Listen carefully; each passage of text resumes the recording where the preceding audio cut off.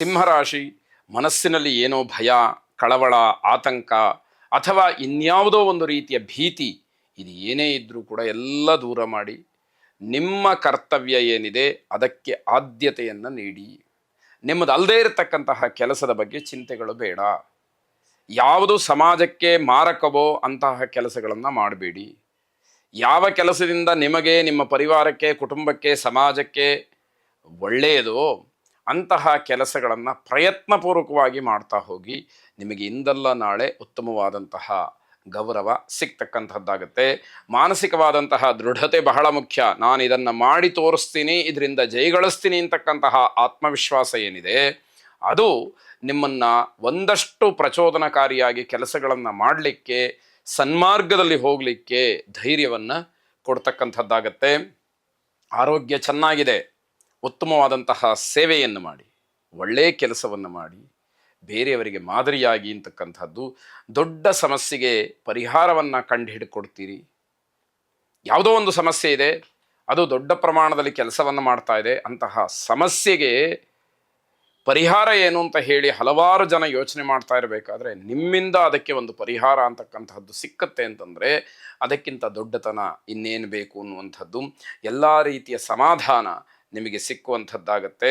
ಹಣ, ಆಸ್ತಿ ಇತ್ಯಾದಿ ವಿಚಾರಗಳಲ್ಲಿ ದೂರದ ಆಲೋಚನೆಯನ್ನು ಇಟ್ಟುಕೊಂಡು ನೀವು ವ್ಯವಹಾರವನ್ನು ನಡೆಸ್ತೀರಿ ಅಂತಕ್ಕಂಥದ್ದನ್ನು ಮತ್ತೆ ಹೇಳಬೇಕಾದ್ದಿಲ್ಲ. ಗಣಪತಿಯನ್ನು ವಿಶೇಷವಾಗಿ ಪ್ರಾರ್ಥನೆ ಮಾಡಿ. ಶುಭವಾಗಿ. ಕನ್ಯಾ ರಾಶಿ, ಸ್ನೇಹಿತರ ಸಲಹೆಗೆ ಮಾನ್ಯತೆಯನ್ನು ನೀಡಿ. ಸ್ನೇಹಿತರೂ ಕೂಡ ನಿಮ್ಮ ಪರವಾಗಿ ಕೆಲಸ ಮಾಡ್ತಾ ಇದ್ದಾರೆ ಅಂತಕ್ಕಂತಹ ಭಾವನೆ ನಿಮಗಿರಲಿ. ಮಕ್ಕಳ ವಿಚಾರದಲ್ಲಿ ಯೋಚನೆಯನ್ನು ಮಾಡಿ ಮಾಡಿ ಬೇಸರವನ್ನು ಮಾಡಿಕೊಳ್ತೀರಿ.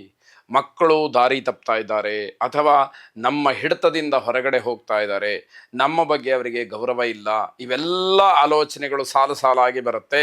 ಆದರೆ ಅದಕ್ಕೆ ಕಾರಣವನ್ನು ಗಮನಿಸಿದಾಗ, ನೋಡಿದಾಗ ನೀವೇ ಅದಕ್ಕೆ ಕಾರಣೀಭೂತರು ಅಂತ ಹೇಳಿ ಗೊತ್ತಾಗುವಂಥದ್ದು.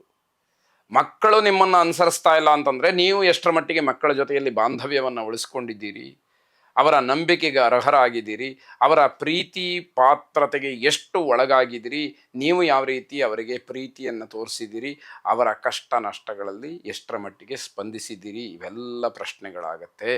ಈಗ ಅದು ನಿಮಗೆ ವಿರುದ್ಧವಾದಂತಹ ಫಲವನ್ನು ಕೊಡಲಿಕ್ಕೆ ಪ್ರಾರಂಭ ಮಾಡಿದೆ, ನೋವಾಗ್ತಾ ಇದೆ. ಈಗ ಆ ವಿಷಯವನ್ನು ಪ್ರಸ್ತಾಪ ಮಾಡ್ತಾ ಇದ್ದೀರಿ. ಮಕ್ಕಳ ಬಗ್ಗೆ ನಿಮಗಿರ್ತಕ್ಕಂತಹ ಕಾಳಜಿ ಎಷ್ಟು ಅನ್ನೋದನ್ನು ಪ್ರಶ್ನೆ ಮಾಡಿ.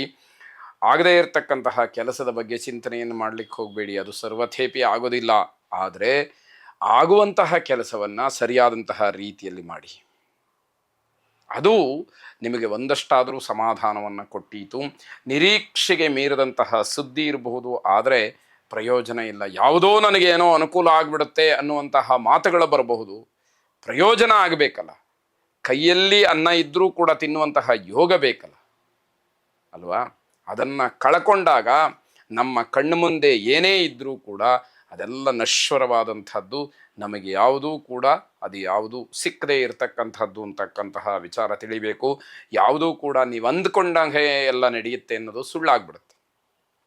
ಹಾಗಾದರೆ ನಾವು ಅಂದ್ಕೊಂಡಂತಹ ರೀತಿಯಲ್ಲಿ ನಡೀಬೇಕು ಅಂತಂದರೆ ಅದರ ಹಿಂದೆ ನಮ್ಮ ಪರಿಶ್ರಮ, ಪ್ರಾಮಾಣಿಕತೆ, ನಿಷ್ಠೆ ಎಲ್ಲವೂ ಕೂಡ ಕೆಲಸ ಮಾಡಬೇಕಾಗತ್ತೆ. ಅದೆಲ್ಲ ಇದ್ದಾಗ್ಯೂ ಕೂಡ ಕೆಲವು ಸಂದರ್ಭದಲ್ಲಿ ನಾವು ಅಂದುಕೊಂಡಿದ್ದಾಗೋದಿಲ್ಲ. ಹಾಗಿರಬೇಕಾದ್ರೆ ತದ್ವಿರುದ್ಧವಾಗಿರುವಾಗ ಅದೆಲ್ಲ ಈಡೇರಬೇಕು ಅಂತಂದರೆ ಹೇಗೆ ಅನ್ನುವಂಥದ್ದಾಗತ್ತೆ. ಎಲ್ಲ ದೃಷ್ಟಿಯಿಂದ ಈಶ್ವರನನ್ನು ವಿಶೇಷವಾಗಿ ಪ್ರಾರ್ಥನೆ ಮಾಡಿ, ಪೂಜೆ ಸಲ್ಲಿಸಿ, ಪ್ರಾರ್ಥನೆಯನ್ನು ನೀವು ಮಾಡಿಕೊಂಡಾಗ ಆ ಪರಮೇಶ್ವರ ಒಲಿದು ಅಥವಾ ಅನುಗ್ರಹ ಮಾಡಿ, ಆಶೀರ್ವಾದ ಮಾಡಿ ನಿಮಗೆ ಒಳಿತಾಗಲಿ. ಶುಭವಾಗಿ. ತುಲಾರಾಶಿ, ನಿಮ್ಮ ವೃತ್ತಿಯ ಜನರು ನಿಮ್ಮನ್ನು ಗೌರವಿಸ್ತಾರೆ. ನೀವು ಯಾವ ವೃತ್ತಿಯನ್ನು ಆಶ್ರಯ ಮಾಡಿಕೊಂಡಿದ್ದೀರಿ ಅಥವಾ ಯಾವ ನೌಕರಿಯಲ್ಲಿದ್ದೀರಿ ಅಲ್ಲಿ ಕೆಲಸ ಮಾಡ್ತಕ್ಕಂಥವರು ನಿಮ್ಮನ್ನು ಗೌರವಿಸ್ತಾರೆ, ನಿಮ್ಮ ವಿಚಾರವನ್ನು ಒಪ್ಕೊಳ್ತಾರೆ, ನಿಮ್ಮ ಬಗ್ಗೆ ಏನೋ ಒಂದು ರೀತಿಯ ಅಭಿಮಾನವನ್ನು ವ್ಯಕ್ತಪಡಿಸ್ತಾರೆ ಅಂತಕ್ಕಂಥದ್ದು. ಪ್ರವಾಸಕ್ಕೆ ಸಿದ್ಧತೆಯನ್ನು ಮಾಡಿಕೊಳ್ತೀರಿ ಮಾನಸಿಕವಾಗಿ. ಅಂದರೆ ನೀವೆಲ್ಲೋ ಮುಂದೆ ಪ್ರವಾಸವನ್ನು ಹೋಗಬೇಕು ಅನ್ನುವಂಥದ್ದು ವಿಷಯವನ್ನು ಗಟ್ಟಿ ಮಾಡಿಕೊಳ್ತೀರಿ. ಅದಕ್ಕೆ ಪೂರಕವಾದಂತಹ ವ್ಯವಸ್ಥೆಗಳಿಗೆ ಮನಸ್ಸು ಸಿದ್ಧವಾಗ್ತಾ ಹೋಗುವಂಥದ್ದು.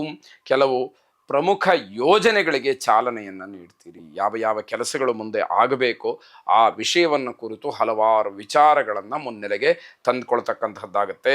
ಸಹನೆಯಿಂದ ವರ್ತಿಸಬೇಕು, ತಾಳ್ಮೆಯನ್ನು ಕಳ್ಕೊಳ್ಬೇಡಿ. ತಾಳ್ಮೆ ಕಳ್ಕೊಂಡ್ರಿ ಕೆಲಸ ಕೆಟ್ಟು ಹೋಗುತ್ತೆ, ಇದು ನಿಮಗೆ ಗೊತ್ತಿರಲಿ ಅಂತಕ್ಕಂಥದ್ದು. ಉನ್ನತ ಶಿಕ್ಷಣದ ಬಗ್ಗೆ ಆಸೆ ಇರತಕ್ಕಂಥವ್ರಿಗೆ, ಹೈಯರ್ ಸ್ಟಡೀಸ್ ಮಾಡಬೇಕು ಅಂತಕ್ಕಂತಹ ಮನಸ್ಥಿತಿ ಇರುವವರಿಗೆ ಇವತ್ತು ಅನುಕೂಲವಾಗ್ತಕ್ಕಂಥದ್ದು. ಅದಕ್ಕೆ ಬೇಕಾದಂತಹ ಒಂದಷ್ಟು ಸವಲತ್ತುಗಳು, ಅನುಕೂಲತೆಗಳು, ಮಾಹಿತಿಗಳು ನಿಮಗೆ ಸಿಕ್ಕಿ ಸಂತೋಷವಾಗ್ತಕ್ಕಂಥದ್ದಾಗುತ್ತೆ. ನಿಮ್ಮ ಕೆಲವು ಆಸೆಗಳು ಮಾತ್ರ ಪೂರೈಸ್ತಕ್ಕಂತಹ ದಿವಸ. ಎಷ್ಟೋ ಆಶೋತ್ತರಗಳನ್ನು ನೀವು ಹೊತ್ಕೊಂಡಿದ್ದೀರಿ, ಆದರೆ ಕೆಲವು ಅದರಲ್ಲಿ ತೃಪ್ತಿಯನ್ನು, ಸಮಾಧಾನವನ್ನು ಕೊಡ್ತಕ್ಕಂಥದ್ದಾಗತ್ತೆ. ಲಲಿತಾ ಪರಮೇಶ್ವರಿಯನ್ನು ವಿಶೇಷವಾಗಿ ಪ್ರಾರ್ಥನೆ ಮಾಡಿ ಶುಭವಾಗಿ. ವೃಶ್ಚಿಕ ರಾಶಿ ಈ ದಿವಸ ಗ್ರಹಗತಿಯ ದೃಷ್ಟಿಯಿಂದ ಆಲೋಚನೆ ಮಾಡ್ತಾ ಹೋದಾಗ ಯಾವುದೇ ಹೊಸ ಕೆಲಸಗಳನ್ನು ಆರಂಭ ಮಾಡಬೇಡಿ. ಇದರ ಅರ್ಥ ನೀವು ಅಂದುಕೊಂಡಷ್ಟರ ಮಟ್ಟಿಗೆ ಸರಳ ಸುಲಭವಾಗಿ ಆ ಕೆಲಸ ಆಗೋದಿಲ್ಲ, ಮೊದಲನೇದು. ಎರಡನೇದು, ಅದರಿಂದ ಏನು ಒಳ್ಳೆಯತನ್ನ ನಿರೀಕ್ಷೆ ಮಾಡ್ತಿರೋ ಆ ನಿರೀಕ್ಷೆ ಹುಸಿಯಾಗ್ತಕ್ಕಂಥದ್ದು. ಹಲವಾರು ಅಡ್ಡಿ ಆತಂಕಗಳನ್ನು ಆ ಕೆಲಸದ ಆರಂಭದಿಂದಲೇ ನೀವು ಅನುಭವಿಸಬೇಕಾದಂತಹ ಪರಿಸ್ಥಿತಿ. ಹೀಗೆ ಋಣಾತ್ಮಕವಾಗಿ ಹಲವಾರು ವಿಷಯಗಳು ಅಲ್ಲಿ ಬಂದು ಹೋಗುವಂಥದ್ದು. ಹಾಗಾಗಿ ಹೊಸ ಕೆಲಸಗಳ ಆರಂಭವೇ ಈ ದಿವಸ ಬೇಡ ಅನ್ನುವಂತಹ ಅರ್ಥ.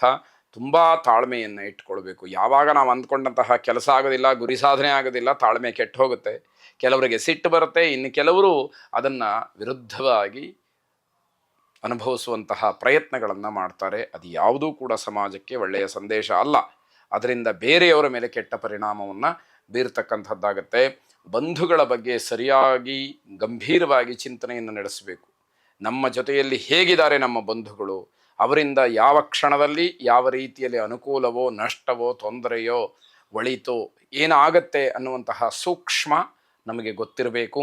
ಮನಸ್ಸಿನಲ್ಲಿ ಹತಾಶೆಯ ಭಾವನೆ ನಿಮಗೆ ಕಾಡಬಹುದು. ಅಂದರೆ ನನ್ನ ಕೈಲಿ ಏನು ಸಾಧನೆ ಮಾಡಲಿಕ್ಕೆ ಆಗಲೇ ಇಲ್ವಲ್ಲ ಅನ್ನುವಂತಹ ಭಾವನೆಗಳು ಮತ್ತೆ ಮತ್ತೆ ನಿಮ್ಮನ್ನು ಕಾಡುವಂಥದ್ದು. ಆತ್ಮವಿಶ್ವಾಸದ ಕೊರತೆ ನಿಮ್ಮನ್ನು ಹಿನ್ನಡೆಗೆ ಕಾರಣ ಮಾಡುತ್ತೆ.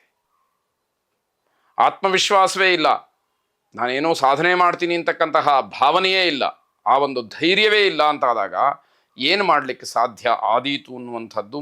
ಮಾನಸಿಕವಾದಂತಹ ಧೈರ್ಯದಿಂದ ಮುನ್ನುಗ್ಗಿದರೆ ನಿಮ್ಮದೇ ಆದಂತಹ ಅನುಭವವನ್ನು ಪಡ್ಕೊಳ್ಬೋದು. ಕೆಡಕಿರ್ತಕ್ಕಂಥದ್ದನ್ನು ಒಳಿತಾಗಿ ಪರಿವರ್ತನೆ ಮಾಡಲಿಕ್ಕೆ ಅವಕಾಶ, ಒಳ್ಳೆಯದಿದ್ದರೆ ಹಾಗೆ ಮುಂದುವರಿಸ್ಕೊಂಡು ಹೋಗಲಿಕ್ಕೆ ಅವಕಾಶಗಳು ತನ್ನಿಂದ ತಾನೇ ಸಿಗ್ತಾ ಹೋಗುತ್ತೆ. ಶಿವಾರಾಧನೆಯನ್ನು ವಿಶೇಷವಾಗಿ ಮಾಡಿ ಶುಭವಾಗಿ.